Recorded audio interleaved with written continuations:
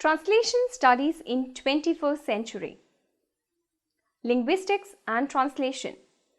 Up to 1960s, translation was seen as a subfield of linguistics on the basic premise that it involved a transaction between two languages. J.C. Catford's A Linguistic Theory of Translation, 1965, underpins this assumption and defines translation as comprising of a substitution of TL meanings for SL meanings. In fact, translation was predicated upon some kind of equivalence, and it was said to be obtained either at the level of rank, word, phrase, sentence, text, or on the type of the meaning, denotative, connotative, pragmatic, which was assumed to reside somewhere outside the language and held to be constant in translation. The idea of the possibility of interlingual synonymy has dominated this type of theory. However, a literary artist exploits the sensuous phonic aspect of words in order to accomplish extra-linguistic semantic purpose, that is, the feel of the language, that is, rhythms and cadence in the very curl of the word or the echo around words, the tonality and pitch. Thus, even intralingual synonymy is far from possible, let alone the interlingual one. In 1970s, there was a growing realization that literary texts were constituted not of language but of culture, language being just a vehicle of culture. Not only were the words like roti, choli, kurta, dharma, karma or maya culture specific, but the whole language was specific to the culture. This view is reinforced by Sapir-Whorf hypothesis, which says, the Sapir-Whorf hypothesis seemed to support the view that our thinking is determined by language, linguistic determinism, and that people who speak different languages perceive and think about the world quite differently, linguistic relativity. Thus, meaning does not reside in a text but arises in its interpretation, which is influenced by socio-cultural contexts. This whole new awareness, thus, meaning does not reside in a text but arises in its interpretation, which is influenced by socio-cultural contexts. This whole new awareness brought about what is popularly called the cultural turn in translation studies. Comparative literature and translation studies. Translation's independence from linguistic coincidentally synchronized with his devouring of the field of comparative literature, which had a seminal influence of intercultural literary studies of all kinds for more than a century. Susan Bassnett, in her book Comparative Literature, 1993, declared that today comparative literature in one sense is dead. She in turn held two newly born disciplines responsible for this casualty. Post-colonial studies, which stole much of comparative literature's thematurgical concerns. Translation studies, which encroached upon comparative literature's methodological concerns. In this regard, Professor Harish Trivedi puts forth a very witty remark. Increasingly now, comparative studies of literatures across languages have become the concern of translation studies. It is the translation tail now that wags the comparative dog. Trivedi, 2010. However, one has to be cautious of the dangers of blindly applying Western notions and understanding to densely pluralistic Indian society.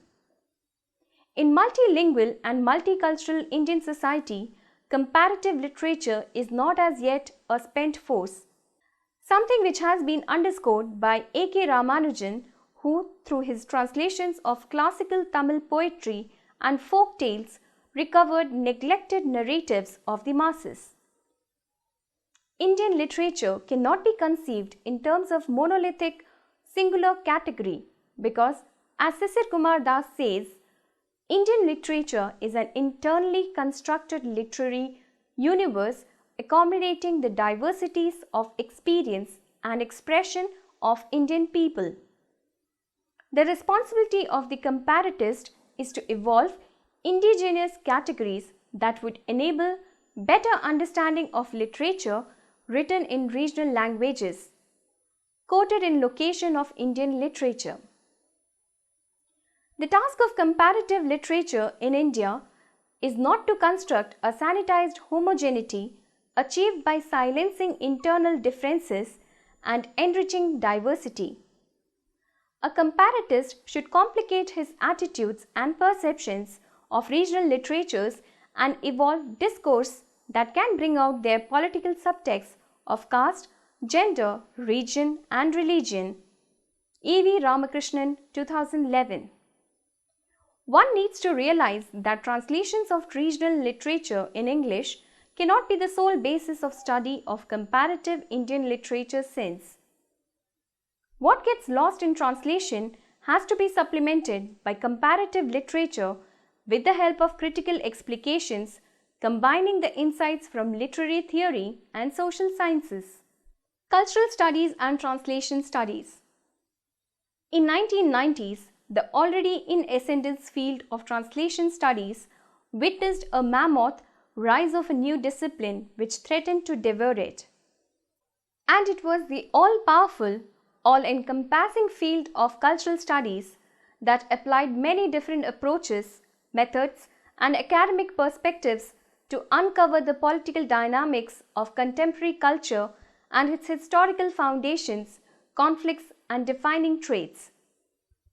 In 1998, Susan Bassnett and Andre Lefebvre envisioned a collaboration and interaction between these two interdisciplines to enable a transcendence of Eurocentric theoretical boundaries by bringing about what they called the translation turn in cultural studies. These two enthusiastic theoreticians laid out a 4-point agenda for both these domains, including an investigation of the way in which different cultures construct their images of writers and texts, a tracking of the ways in which text becomes cultural capital across cultural boundaries, and an exploration of the politics of translation. Trivedi, 2002. The 4th point underlines the commonality of concerns and pleaded for an intensified collaboration in these multifaceted interdisciplines. Isolation is counterproductive. The study, if translation, like the study of culture, needs a plurality of voices, and similarly, the study of culture always involves an examination of processes of encoding and decoding that comprise translation.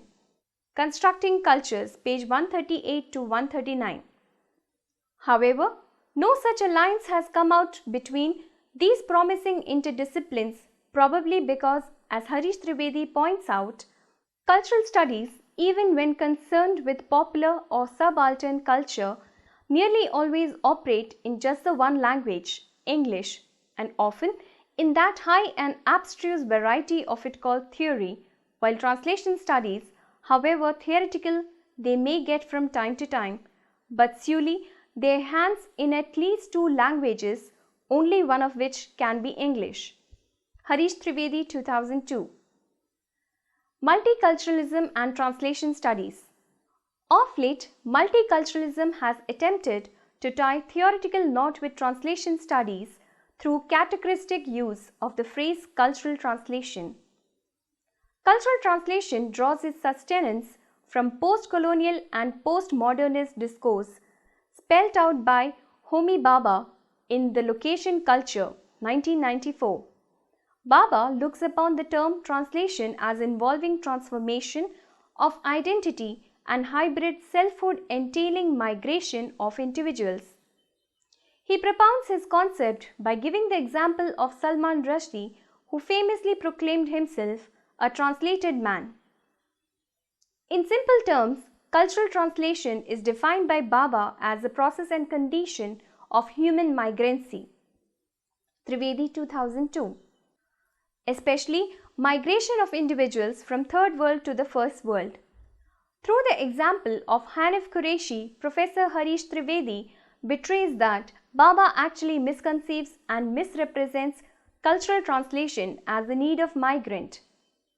As a matter of fact, it is a requirement of the society and culture to which the migrant has travelled. It is hegemonic Western demand and necessity.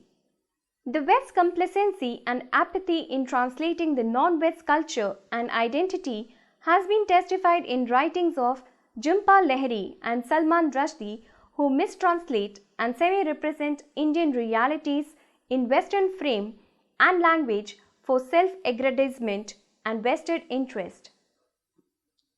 If such a parochial understanding of culture of the other is to form the bedrock of the theory of multiculturalism, it might not be able to forge any meaningful ties with translation studies in foreseeable future. The subaltern can speak eloquently, not in English of course, but in his mother tongue, and unless and until the first world academia and society decides to hear his or her oratory in his or her own terms and language, the postmodernist project of multiculturalism will remain hollow and meaningless from within.